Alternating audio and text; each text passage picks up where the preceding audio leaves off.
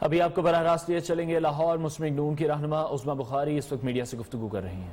پاکستان بھگت رہا ہے اور یہ کتنا بڑا امین ہے، اس کی امینی کی داستان جو ہے وہ الیکشن کمیشن پوچھ رہی ہے۔ الیکشن کمیشن کو 5 سال ہو گئے اس کی امینی کا سرٹیفکیٹ لے کے پھر رہی ہے اور پوچھ رہی ہے کہ ہمیں بتا دیں کہ جو زکوٰۃ اور خیرات کے پیسے آپ نے کھائے وہ کہاں ہے۔ عمران خان صاحب نے زمان پارک کا جو گھر بنایا، اس گھر کا اس کے اوپر جو پیسے لگائے، وہ کہیں پر بھی میں نے ان کے ڈاکومنٹس دیکھے ہیں، ان کے کسی بھی ڈاکومنٹ کے اندر جو انہوں نے الیکشن کمیشن میں جمع کرایا اس کا ذکر نہیں ہے۔ وہ 8 سے 10 کروڑ روپیہ کیسے لگا اس کا کوئی ذکر موجود نہیں ہے۔ برائے مہربانی یہ صادق اور امین خان سے اس کا سرٹیفکیٹ بھی جو ہے وہ لے کے دکھا دیں۔ اور آخری بات جو میں اس حوالے سے اور کرنا چاہتی ہوں، ٹرانسپیرنسی انٹرنیشنل نے یہ ایک لیٹر لکھا ہے جی 21 مئی کو عثمان خان بزدار صاحب کے نام، یہ لیٹر ہے میرے پاس، جس کے اندر انہوں نے لکھا کہ ناگہانی آفات کے اندر اور اس چیز کی اجازت ہے رول 66 کے تحت کہ آپ بغیر جو پیپرا رولز ہیں ان کو آپ بائی پاس کر کے فوری طور پر، چونکہ ایمرجنسی ہے، آپ چیزیں خرید سکتے ہیں، اس کی اجازت ہے۔ لیکن اس کے آگے یہی رول کہتا ہے کہ آپ کو جب آپ یہ پروکیورمنٹ کر لیں تو آپ کو اپنی ویب سائٹ کے اوپر یہ تمام ڈیٹیلز ڈالنی ہوتی ہیں۔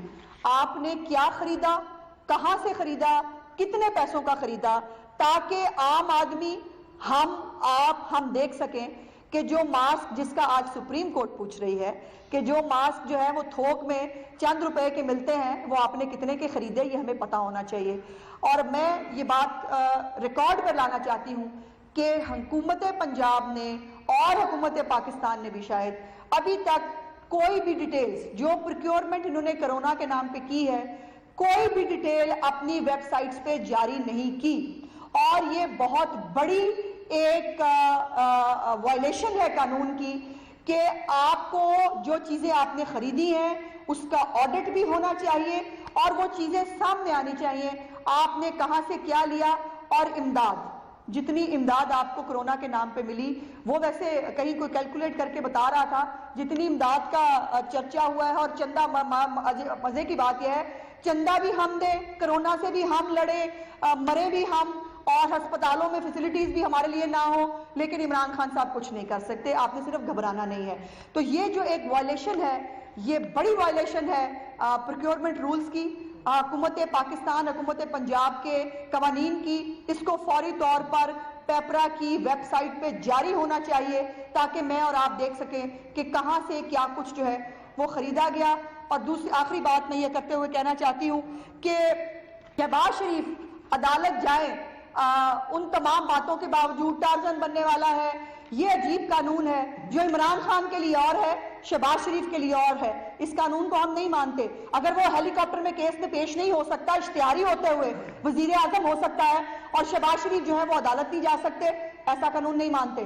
اور ایسا قانون بھی نہیں مانتے جو جہانگیر ترین کی چینی چوری کے لیے اور ہو اور شاہد خاقان عباسی کے لیے اور ہو، ایسے قانون کو نہیں مانتے۔ خسرو مختار کے لیے قانون اور ہے اور احسن اقبال کے لیے قانون اور ہے، نہیں مانتے ہیں ایسے قانون کو۔ اور اس کے بعد آپ کہیں نیب آزاد ہے، تو یہ نیب کی جو آزادی ہے، یہ شاید یہ جھنجھنا اب مزید آپ کے کام نہیں آ سکے گا۔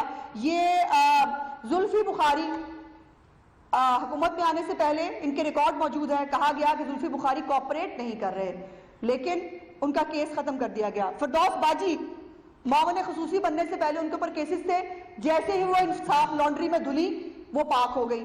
بابر اعوان صاحب، راجہ پرویز اشرف جس نے لیٹرز لکھے اپنے وزیر قانون کو نندی پور کے اوپر، اور سپریم کورٹ کے فیصلے کے بعد بابر اعوان کے اوپر کیسز جو ہیں وہ دائر کیے گئے، وہ جو ہے وہ بری ہو گئے۔ راجہ پرویز اشرف آج بھی عدالتوں کو بھگت رہے ہیں، اور یہ عجیب معاملات ہیں کہ جس کے اوپر آپ دوسروں کو اور طرح ٹرائی کرنا چاہتے ہیں۔ تو اب نیب کو، یہ جو نیب کا جھنجھنا ہے یہ آپ اپنی جیب میں ڈالیے۔ ایسا قانون جو سیاسی انتقام پہ مبنی ہے، جو پوری قوم دیکھ رہی ہے، اس سیاسی انتقام کو ہم نہیں مانتے، اور عدالتوں سے ہمیشہ آج تک ریلیف ملا ہے۔ ڈیٹیلز آپ کو تھوڑی سی عطا صاحب بھی اب ضرور بتائیں گے۔ عدالتوں کے حوالے سے ہم پہلے بھی عدالتوں سے سرخرو ہوئے ہیں، انشاءاللہ اب بھی ہوں گے، اور ان کو پہلے بھی ذلت ملی تھی، آئندہ بھی ذلت ہی ملے گی۔ مسلم نون کی رہنما عظمیٰ بخاری کی میڈیا سے گفتگو آپ نے ملاحظہ کی، ان کا یہ کہنا تھا کہ جہانگیر ترین اپنے بیٹے کے ہمراہ لندن جا چکے ہیں۔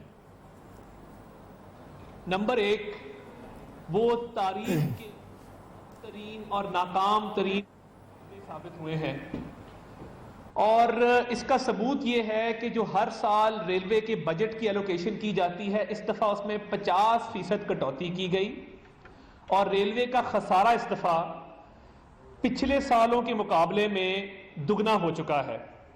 ابھی تک جو مسافر جھلس کے شہید ان تحقیقات کا کچھ نہیں بنا، نہیں سامنے آئی۔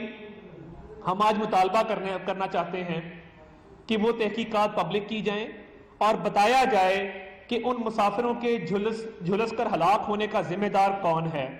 تو یہ تو پہلا اعزاز ان کو حاصل ہے کہ وہ تاریخ کے ناکام ترین وزیر ریلوے ثابت ہوئے ہیں۔ نمبر 2 جو ان کو اعزاز حاصل ہے وہ اس مخلوق سے ان کا تعلق ہے جس نے عید پر آزاد ہونا تھا۔